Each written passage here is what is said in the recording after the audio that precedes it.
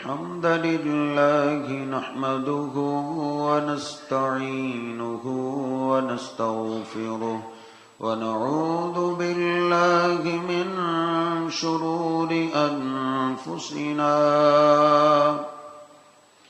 ومن سيئات أعمالنا من يهده الله فلا مضل له ومن يضلله فلا هادي له أشهد أن لا إله إلا الله وحده لا شريك له وأشهد أن محمدا عبده ورسوله اللهم صل على محمد وأزواجه وذريته كما صليت على آل إبراهيم وبارك على محمد وأزواجه وذريته كما باركت على آل إبراهيم إنك حميد مجيد رب اشرح لي صدري ويسر لي أمري واحلل عقدة من لساني يفقه قولي رب زدني علما سبحانك لا علم لنا إلا ما علمتنا إنك أنت العليم الحكيم اللهم اغفر لنا ولوالدينا ولجميع المسلمين والمسلمات والمؤمنين والمؤمنات الأحياء منهم والأموات أما بعد فإن خير الحديث كتاب الله وخير الهدي هدي محمد صلى الله عليه وسلم وشر الأمور محدثاتها وكل محدثة بدعة وكل بدعة ضلالة وكل ضلالة في النار أعوذ بالله السميع العليم من الشيطان الرجيم من همزه ونفخه ونفسه بسم الله الرحمن الرحيم يا أيها الذين آمنوا اتقوا الله حق تقاته ولا تموتن إلا وأنتم مسلمون يا أيها الناس اتقوا ربكم الذي خلقكم من نفس واحدة وخلق منها زوجها وبث منهما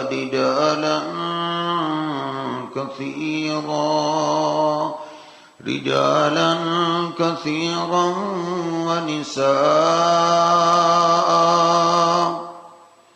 واتقوا الله الذي تساءلون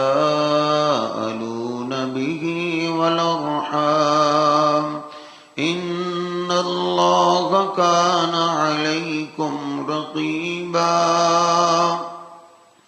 يا أيها الذين آمنوا فاتقوا الله وقولوا قولا سديدا يصلح لكم أعمالكم ويغفر لكم ذنوبكم ومن يطع الله ورسوله فقد فاز فوزا عظيما سبحان ربك رب العزة عما يصفون وسلام على المرسلين والحمد لله رب العالمين.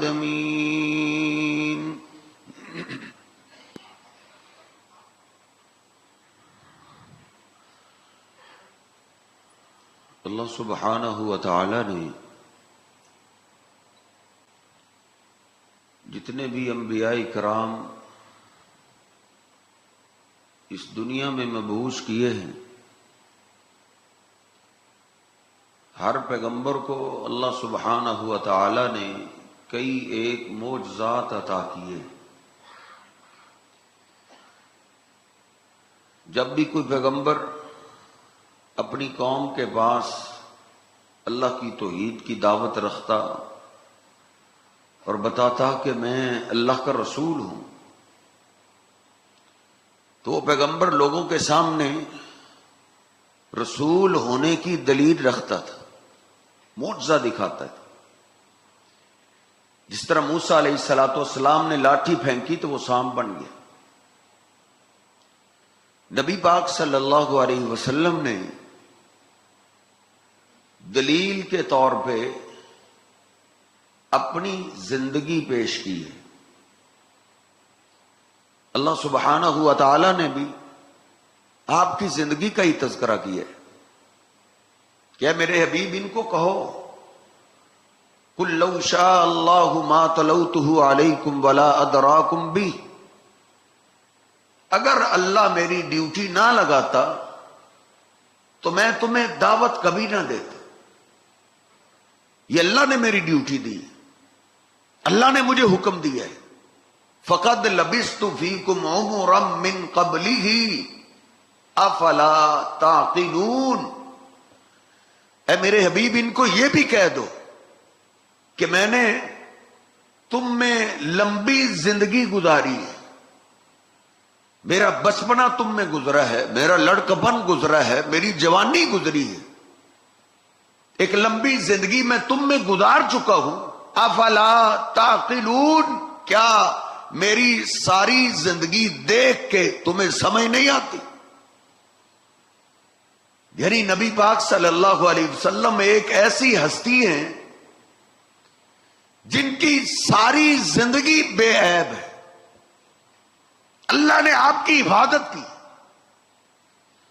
کوئی بچپنا سن کے شرمندہ ہوتا ہے، کسی کی جوانی داغدار ہوتی ہے، کسی کا لڑکپن داغدار ہوتا ہے، لیکن نبی پاک صلی اللہ علیہ وسلم وہ ہستی ہیں کہ جن کی ساری زندگی بے داغ ہے، بچپنا بھی لاجواب ہے، لڑکپن بھی لاجواب ہے، جوانی بھی آپ کی لاجواب ہے. لَعَمْرُكَ إِنَّهُمْ لَفِي سَكْرَتِهِمْ يَعْمَهُونَ. اللہ کہتا ہے میرے حبیب آپ سے پہلے ایک قوم گزری ہے جن پہ ہم نے پتھر برسائے.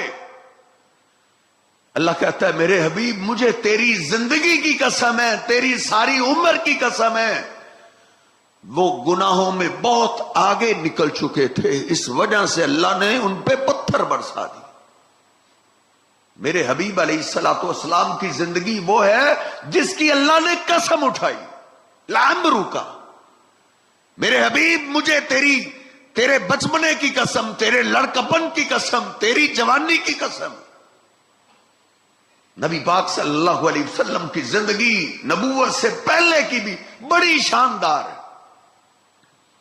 ابھی تو آپ لڑکپن میں قدم رکھ رہے ہیں، آپ کی ایک ایک ادا پہ غور کیجیے. میں کہتا ہوں نبی پاک صلی اللہ علیہ وسلم میں وہ ساری خوبیاں پائی جاتی تھیں جو ایک اچھے انسان میں پائی جانی چاہیے. اس لیے ڈاکٹر ذاکر نائک صاحب بھی کہتے ہیں، اور مسلمان ہونے سے پہلے اچھا انسان ہونا ضروری ہے. ایسے ہی مسلمان ہو کے اسلام کو بدنام نہ کرو. مسلمان ہوتا ہی وہ ہے جو اسلام سے پہلے ایک اچھا انسان ہوتا ہے. نبی پاک صلی اللہ علیہ وسلم ایک اچھے انسان تھے. ابھی 10 سال کی عمر آپ نے کراس کی ہے. آپ نے اپنے چچا کو کہا، چچا جان میں کوئی کام کرنا چاہتا ہوں، فارغ بیٹھ کے فارغ رہ کے صبح دوپہر شام کھاؤں، یہ مجھے اچھا نہیں لگتا، کوئی کام کرنا چاہتا. چچا نے کہا بھتیجے حالات جیسے بھی ہیں آپ کو تو کھانا مل رہا ہے، لیکن نبی پاک صلی اللہ علیہ وسلم نے فرمایا نہیں، میں فارغ رہنا پسند نہیں کرتا. نبی پاک صلی اللہ علیہ وسلم کی ساری زندگی مصروف ہے. آج تو ہر جوان سے پوچھو جی کیا کرتے، فارغ ہی ہوں جی، بڑے فخر سے کہتے فارغ ہی ہوں جی. اور جو فارغ رہتا ہے اس کو شیطان جلدی اپنے جال میں پھنسا لیتا ہے، وہ کوئی نیا چاند چڑھاتا ہے. نبی پاک صلی اللہ علیہ وسلم وہ ہستی ہیں 10 سال کی عمر کے بعد آپ فارغ نہیں رہے، کبھی بھی فارغ نہیں رہے، نبوت کے بعد بھی فارغ نہیں رہے. امی عائشہ کہتی ہیں نبی پاک صلی اللہ علیہ وسلم گھر آتے کان یشغل فی محنت اہلہ، گھر آ کے بھی گھر کے کام کاج میں مشغول ہو جایا کرتا، گھر مصروف ہو جاتا. ہم تو پلنگ پہ بیٹھنا اعزاز سمجھتے، لیکن نبی پاک صلی اللہ علیہ وسلم گھر میں آ کے بھی گھر کے کام کاج میں مصروف ہو جاتے تھے، ساری زندگی مصروف. اور اللہ نے بھی پھر کہا ہے اے میرے حبیب فَإِذَا فَرَغْتَ فَانْصَبْ، جب آپ سمجھے نا کہ اب میں فارغ ہو گیا ہوں تو میرے حبیب فارغ نہیں بیٹھنا، فَانْصَبْ، پھر اپنے آپ کو آپ اللہ کی عبادت میں تھکائیں، پھر آپ قیام کے لیے کھڑے ہو جائیں، پھر آپ رکوع کریں، پھر آپ سجدے کریں. نبی پاک صلی اللہ علیہ وسلم کو اللہ نے یہ تعلیم دی. اس لیے میں ماں باپ کو بھی درخواست کروں گا اپنے بچوں کو فارغ نہ چھوڑو، ان کو مصروف چھوڑو، مصروف رکھو. عشاء کے بعد بستر پہ آئیں تو سارے دن کے تھکے ہارے آئیں، بستر پہ آتے ہی ان کو نیند آ جائے مصروفیت میں. اور ادھر میں اپنی بہن اور بیٹیوں کو بھی درخواست کروں، خاص طور پہ نئی دلہنوں کو جو جا کے پلنگ پہ سج کے بیٹھ جاتی ہیں اور سال ہاں سال گزر جاتے ہیں، کام نہیں کرنا، کام نہیں کرنا.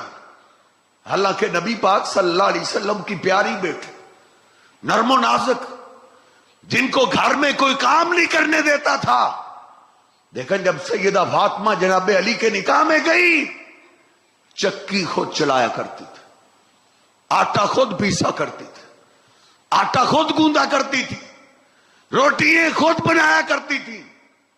آج یہ حدیث پاک میں نے پڑھا ہے، سیدہ فاطمہ ایک دن بابا کے سامنے روتے ہوئے کہتی واللہ قد طحنت حتی ما جلت یدائی، بابا اللہ کی قسم چکی چلا چلا کے میرے ہاتھوں پہ دیکھو چھالے بن گئے. نبی پاک صلی اللہ علیہ وسلم کی پیاری بیٹی کام کر سکتی ہے دوسرے گھر جا کے، تیری میری بیٹی کیوں نہیں کر سکتی؟ اس لیے لڑائی جھگڑوں سے پہلے اپنے آپ کو مصروف کریں، جدھر بھی ہیں آپ مصروف رہیں. نبی پاک صلی اللہ علیہ وسلم کی ساری زندگی مصروفیت میں گزری. کہا چچا میں کوئی کام کرنا چاہتا ہوں. بیٹے کیا کام کرو گے؟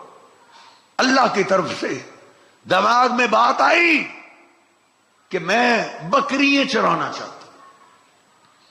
نبی پاک صلی اللہ علیہ وسلم نے کسی کی بکریاں مزدوری پہ چرانا شروع کر دی، اجرت پہ.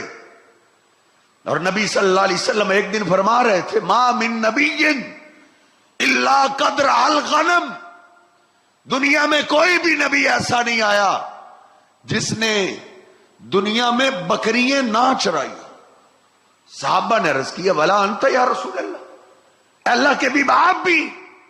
آپ فرماتے نام انی ارعاہا الا قراریت لاہل مکہ، مکہ والوں کی بکریاں چند قرات کھجوروں پہ میں بھی چرایا کرتا تھا۔ نبی پاک صلی اللہ علیہ وسلم بکریاں لے کر گئے، وہ تو سیر ہو کے دودھ بھی وہاں آیا، بکریاں بڑھنے لگی، آپ کی امانت و دیانت مکہ میں مشہور ہونے لگی۔ پہلے چروائے جاتے تھے، دودھ کہاں گھر آتا تھا، راستے میں ہی پورا کر دیتے تھے، لیکن نبی پاک صلی اللہ علیہ وسلم امانت والے، دیانت والے، کہ یہ بکریاں میرے پاس امانت ہیں، آپ کو جنگل میں بھوک لگتی صحرا میں تو آپ بکریوں کا دودھ نہیں پیتے تھے، یہ میرے پاس امانت ہے۔ ہاں صحرائی علاقے جنگلوں کے پھل کھا لیا کرتے تھے، پتے کھا لیتے تھے، بوٹیاں کھا لیتے تھے، طرح طرح کے چھوٹے بڑے پودوں کے پھل آپ کھا لیا کرتے تھے، لیکن امانت میں خیانت نہیں کرتے تھے۔ اللہ پاک نے میرے حبیب کو آغاز سے ہی حرام سے بچا کے رکھا، آپ کے پیٹ میں کبھی حرام کا لقمہ نہیں گیا۔ نبی پاک صلی اللہ علیہ وسلم ایک دن صحابہ کے ساتھ جہاد کے لیے ایک سفر پہ روانہ ہے، راستے میں صحرائی ایک پودا آ گیا، صحابہ اس کا پھل کھانے لگے۔ نبی پاک صلی اللہ علیہ وسلم نے فرمایا علیکم بالاسود فإنہ اطیب، ان کو اچھے طریقے سے دیکھ لو، کوئی پھل سبز ہوگا، کوئی سرخ ہوگا، کوئی سیاہ ہوگا۔ سیاہ پھل یہ لذیذ ہوتا ہے، یہ پکا ہوا ہوتا ہے، سبز اور سرخ اتنا مزیدار نہیں ہوتا۔ صحابہ آپ کی باتیں سننے اور حیران ہو رہے کہ اللہ کے حبیب شہری، شہر میں رہنے والے، اور آپ ہمیں جنگل کے پھل بتا رہے ہیں۔ صحابہ عرض کرنے لگے اللہ کے حبیب ان بوٹیوں کا، ان پودوں کا تو ان کو پتا ہوتا ہے جو بکریاں چراتے ہو، کہیں آپ بکریاں تو نہیں چراتے رہے؟ آپ نے فرمایا صرف میں نے ہی بکریاں نہیں چرائی، مجھ سے پہلے جتنے پیغمبر آئے ہیں سب نے بکریاں چرائی۔ نبی پاک صلی اللہ علیہ وسلم کے پاس لوگ اپنی بکریاں دینے لگے، ہماری بھی بکریاں لے جائے۔ بکریاں زیادہ ہو گئی، آپ نے ایک چرواہا رکھ لی، دودھ ان کے گھروں میں شام کو پہنچا دیا کرتے تھے۔ چرواہا ایک دن دوسرا دودھ دینے کے لیے آیا، ساری رات ہی ادھر اس نے گزار دی۔ مکے میں میلہ لگتا تھا، میلہ، ہلڑ بازی، وما کان صلاتهم الا مقام وتصدیہ، اللہ نے قرآن میں بھی اس کا ذکر کیا۔ سیٹیاں بجاتے تھے، تالیاں بجاتے تھے، ڈانس ہوتا تھا، بھگڑے ڈالتے تھے۔ وہ چرواہا ادھر مصروف ہو گیا۔ نبی پاک صلی اللہ علیہ وسلم کے پاس اگلے دن آیا، آپ نے کہا کدھر رہے؟ کہا مکہ میں تو بڑا مزہ ہے، بڑے ادھر ڈانس ہوئے، ہلڑ بازیاں ہوئی، سیٹیاں بجی، تالیاں بجی، لوگوں نے وہ اپنے اپنے گیت گائے، اور لوگوں نے بڑی مجلسیں جمائی اور بڑا مزہ ہے۔ نبی صلی اللہ علیہ وسلم نے اس کی بات سنی انسنی کر۔ اگلا دن ہوا، شام پڑی، اس نے آپ کو بھی مجبور کیا کہ آج آپ جائیں، 3 دن کا میلہ ہے، آپ اس میلے میں شریک ہو جائیں، بڑا مزہ آئے گا۔ نبی صلی اللہ علیہ وسلم نے انکار کیا، لیکن اس کا اصرار غالب آ۔ نبی صلی اللہ علیہ وسلم نکلے، آپ فرماتے ہیں کہ بکریاں چرا کے میں اتنا نہیں تھکا تھا جتنا اس سفر پہ تھکا، بڑی تھکاوٹ ہو۔ راستے میں ایک جگہ میں رکا کہ رک کے پھر آگے چلتا، کہتے ہیں ایسا رکا، ادھر ٹیک لگایا، نیند آ گئی، ایسی نیند آئی کہ سورج نکل آیا، ساری رات ہی گزر۔ اللہ سبحانہ و تعالی نے میرے حبیب علیہ الصلوۃ والسلام کو ان ہلڑ بازیوں سے بچا لیا. لیکن افسوس کی بات نہیں ہے کہ آج اسی محبوب پیغمبر کے نام پہ وہی مسلمان کر رہے ہیں.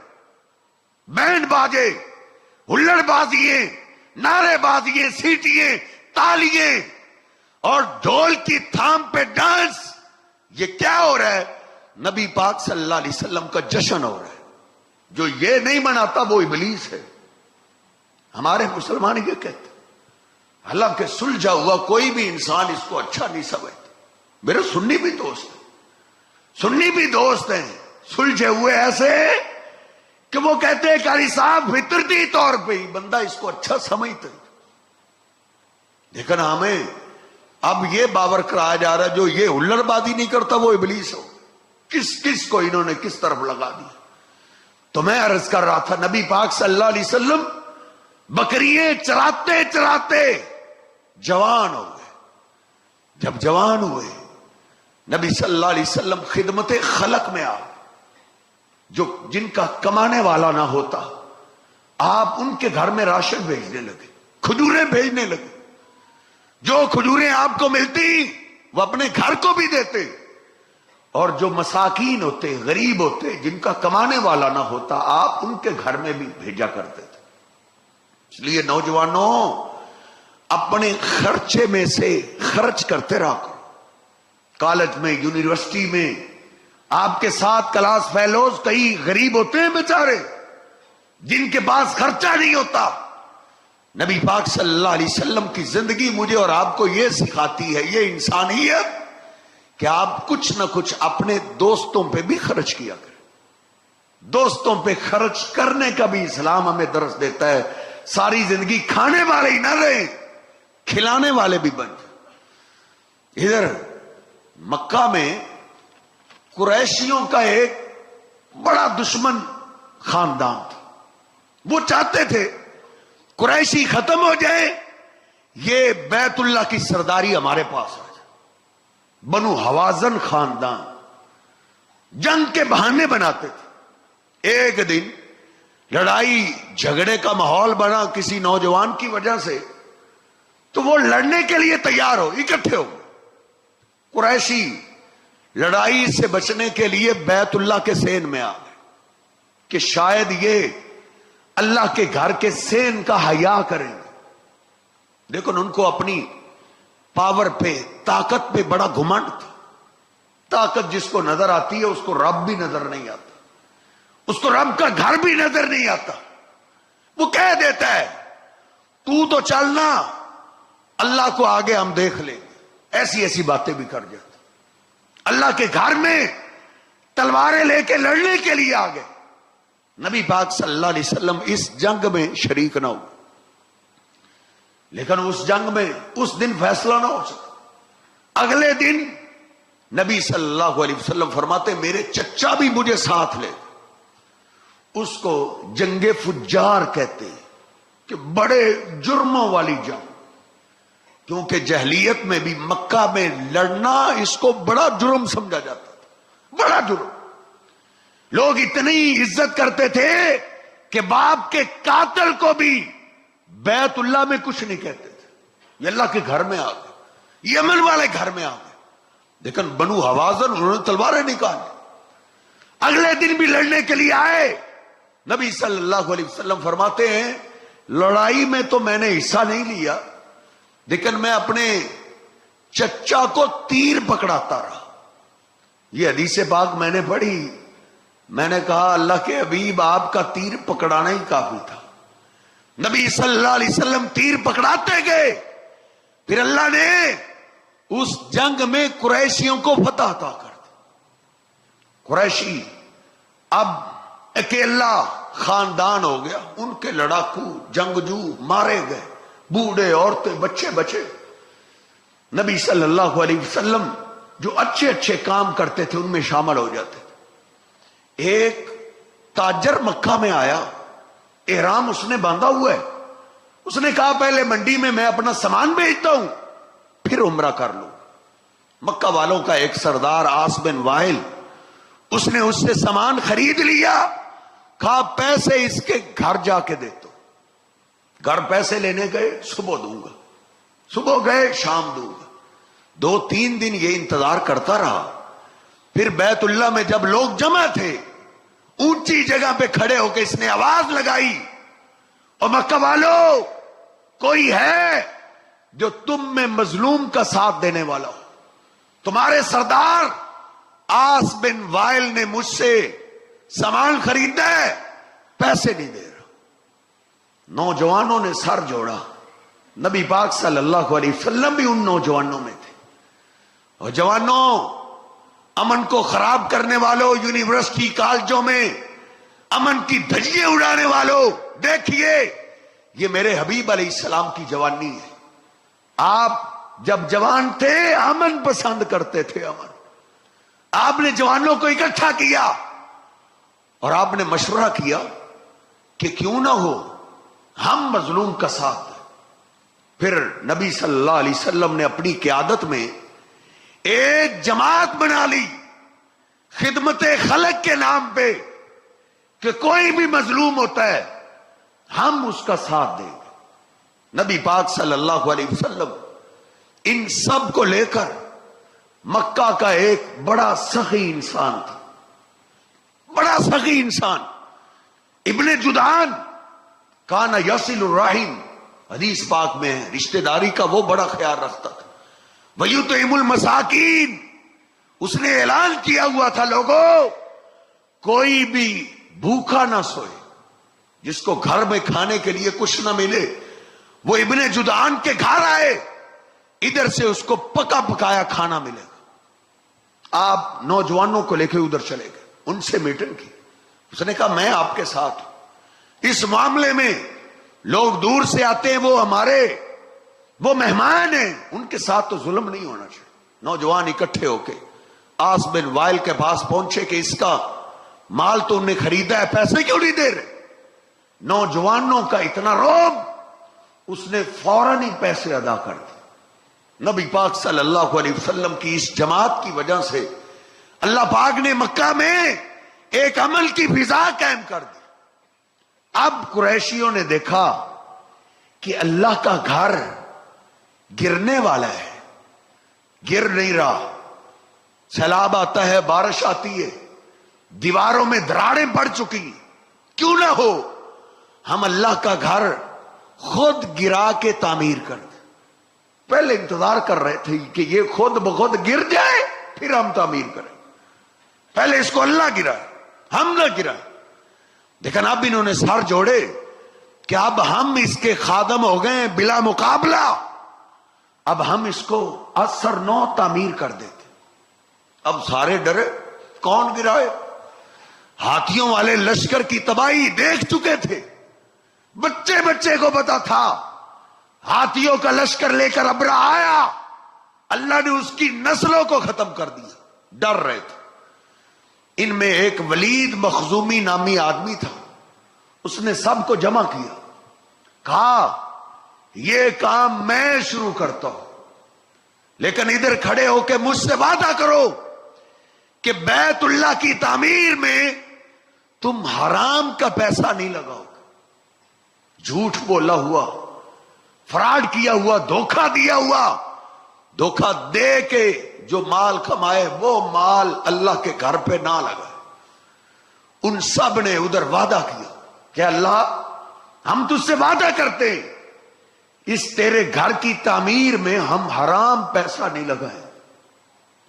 آج افسوس کی بات ہے لوگ سود کا بزنس کرتے ہیں اور بینکوں میں اکاؤنٹ رکھتے ہیں سود والا, اور جو سود کے پیسے ملتے ہیں قاری صاحب وہ میں خود تو نہیں لگاتا, مسجد مدرسے میں دے دیتا. خیر ہم نے تو اپنی رسید پہ بھی لکھا ہوا ہے کہ سود کا مال ادھر نہیں, حرام کمائی اللہ کے راستے میں مت لگائیں. ولید نے یہ معاہدہ لیا, پھر اس نے اللہ سے دعا کیا, اللہ ہم ہاتھیوں والے نہیں ہیں, ہم تیرے گھر کو گرانے لگے اس کو خوبصورت بنانے کے لیے. اس نے اللہ سے دعا کی, پھر چاروں کونوں سے اس نے ایک ایک پتھر نیچے گرایا. لوگ دیکھ رہے ہیں دائیں بائیں سارے اکٹھے ہیں قریشی کہ اب اس کے ساتھ کیا ہوتا ہے. جب انہوں نے دیکھا کچھ نہیں ہوا، اللہ دوبارہ تعمیر کو پسند کرتا ہے. پھر سارے نوجوان آ گئے، ان میں سیدنا عباس بھی، نبی پاک صلی اللہ علیہ وسلم بھی شریک ہوئے. سارے اللہ کے گھر کو گرایا، پھر عصر نو تعمیر کرنے لگے. تعمیر کرتے کرتے جب حجر اسود کو ٹھکانے کی باری آئی، ادھر پھر سردار نکل آئے. قریشیوں میں بھی تو بڑے سردار تھے. ایک کہنے لگا یہ سعادت ہمارے حصے میں، دوسرا کہتا ہے خدمت ہم سب سے زیادہ کرتے ہیں، یہ ہمارا حق ہے. تیسرا کہتا ہے بیت اللہ کی چابیاں ہمارے پاس ہیں، یہ ہمارا حق ہے. وہ تو تلواریں نکل آئے، لڑنے کے لیے تیار ہو گئے. کسی نے کہا آپ ایسے مت کریں، ایسے کرتے ہیں کہ رات ادھر ٹھہرتے ہیں، صبح جو سب سے پہلے آئے گا وہ ہمارے بارے میں جو فیصلہ کر دے ہم اس کو فیصلے کو قبول کر لیں. ٹھیک ہے. رات سارے ادھر ہی ٹھہرے. سب سے پہلے صبح ہوتے ہی، سورج نکلنے سے پہلے، سب سے پہلے بیت اللہ میں میرے اور آپ کے پیر و مرشد جناب محمد الرسول اللہ صلی اللہ علیہ وسلم تشریف لائے. یہ انسانیت کا سبق ہے کہ رات کو جلدی سو جائیں، صبح جلدی اٹھ جائیں. لیکن یہ انسانیت ہی ختم ہوتی جا رہی ہے. کوئی 10 بجے اٹھتا ہے، کوئی 11 بجے، کوئی 1 بجے زور کے ٹائم اٹھ رہا ہے. کام نہیں ہوتا جی فارغ. کام کرے گا تو کام ملے گا نا. نبی پاک صلی اللہ علیہ وسلم سب سے پہلے بیدار ہوتے. اللہ کے گھر میں آپ آ رہے ہیں. قریشیوں نے بیک وقت آواز دی. انہوں نے کہا جا صادق والامین قد قبلنا ما قضا فینا. سچا آ گیا، امانت دار آ گیا، سچ بولنے والا آ گیا. دھوکہ انہوں نے کبھی نہیں دیا، انہوں نے کبھی جھوٹ نہیں بولا. امانت والے آ گئے. یہ ہمارے بارے میں جو فیصلہ کر دے ہمیں قبول ہی قبول. نبی پاک صلی اللہ علیہ وسلم تشریف لائے. آپ نے اپنی چادر کو بچھایا اور اپنی چادر پہ حجر اسود کو رکھ دیا. اور آپ نے کہا جو جو سردار ہیں سارے آگے آ جاؤ. چاروں سرداروں کو نبی پاک صلی اللہ علیہ وسلم نے چادر کے 4 کونے پکڑا. آپ نے فرمایا چلو، لے کر چلو جہاں حجر اسود کی جگہ ہے، جہاں اس پتھر کو ٹھکانا ادھر لے جاؤ. وہ سارے چادر میں ڈال کے ادھر لے گئے. نبی پاک صلی اللہ علیہ وسلم نے فرمایا ادھر اب رکھو. پھر آپ نے فرمایا اب شامل تو تم چاروں ہو گئے ہو، اگر تم اجازت دو تو میں اپنے ہاتھ سے رکھ دوں. سارے ہی راضی ہو گئے. خطرہ تھا کہ جس معاملے پہ جنگ چھڑ جائے اور نسلوں تک جنگ رہے. نبی پاک صلی اللہ علیہ وسلم کی حکمت و دیانت اور آپ کی سمجھداری کے عالم میں اللہ نے آپ سے ایسا فیصلہ کروایا کہ میرے حبیب علیہ السلام نے اپنے ہاتھوں سے حجر اسود ٹکا دیا اور سب راضی ہو گئے. نبی صلی اللہ علیہ وسلم پتھر لا رہے، اپنے کندھوں پہ پتھر لے کے آ رہے. سیدنا عباس بھی لا لے. بخاری شریف میں لکھا ہے کہ نبی پاک صلی اللہ علیہ وسلم کا جسم پاک ریشم سے زیادہ نرم، کندھوں پہ نشان پڑنے لگے. قریب تھا کہ کندھے زخمی ہو جاتے. سیدنا عباس نے کہا اے محمد صلی اللہ علیہ وسلم، آپ اپنی چادر کو کندھے پہ رکھ لیں. نبی پاک صلی اللہ علیہ وسلم اپنی نیچے والی ازار کو کندھے پہ رکھا. بخاری شریف میں لکھا ہے فسائی کر نبی صلی اللہ علیہ وسلم بے ہوش ہو گئے. کیونکہ جہلیت میں بے لباس ہونے کو عیب نہیں سمجھا جاتا تھا. جن لوگوں کو اپنے لباس کا خطرہ ہوتا کہ یہ کہیں حرام کمائی کا لباس نہ ہو، وہ بے لباس ہو کے بیت اللہ کا طواف کرتے تھے اور اس کو عیب نہیں سمجھا جاتا تھا. لیکن نبی پاک صلی اللہ علیہ وسلم شروع سے ہی شرم و حیا والے تھے. اور نوجوانوں، شرم و حیا کا درس میرے حبیب کی جوانی سے ہمیں ملتا ہے. اپنی پینٹیں ٹراؤزر کھلے لیں، اپنی شرٹیں لمبی سلایا کریں. شرم و حیا والا لباس ہمارا ہونا چاہیے. نبی پاک صلی اللہ علیہ وسلم بے ہوش ہو گئے اور ہوش میں آتے ہی آپ نے کہا ازاری ازاری، میری ازار میری ازار. سیدنا عباس نے آپ کی ازار، آپ کا تہ بند باندھ دیا.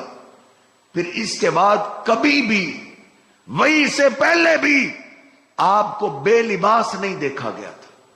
نبی پاک صلی اللہ علیہ وسلم کی جس طرح نبوت والی زندگی پاک ہے، ایسے ہی میرے حبیب علیہ السلام کی نبوت سے پہلی زندگی بھی جھوٹ سے، خیانت سے، بے حیائی سے، سارے عیبوں سے پاک ہے. میرے حبیب علیہ السلام نے جہلیت میں کبھی بدکاری کا راستہ اختیار نہیں کیا، کبھی میرے حبیب نے شراب کا راستہ اختیار نہیں کیا. میرے حبیب علیہ السلام کی جوانی پاک ہے، جو جوانی مجھے اور آپ کو درس دیتی ہے کہ اس جوانی کو مستانی مت بنائیے. اس کو ہمیں اب تو ایڈیل مل گیا ہے، اب تو شریعت مل گئی ہے، اب تو قوانین مل گئے ہیں، اب تو دین اسلام مل گیا ہے، اب تو قرآن و حدیث مل گیا ہے. اس جوانی کو قرآن و حدیث کے مطابق گزاریے. میرے حبیب علیہ السلام فرماتے ہیں شاب نشا فی عبادت اللہ، جو جوانی میری شریعت کے مطابق گزار دیتا ہے، جو اپنی جوانی کو اللہ کی عبادت پہ لگا دیتا ہے، کل قیامت کا دن ہوگا، اللہ اس کو قیامت کے دن اپنا سایہ عطا کرے گا. جہنم کی آگ تو دور کی بات، اللہ اس کو سورج کی گرمی سے بچا لے گا. اللہ سبحانہ و تعالی ہمارے جوانوں کو بھی شرم و حیا والی، ایمان والی، دین والی زندگی گزارنے کی توفیق عطا فرمائے. وَأَقُولُ قَوْلِي هَٰذَا أَسْتَغْفِرُ اللَّهَ لِي وَلَكُمْ وَلِسَائِرِ الْمُسْلِمِينَ.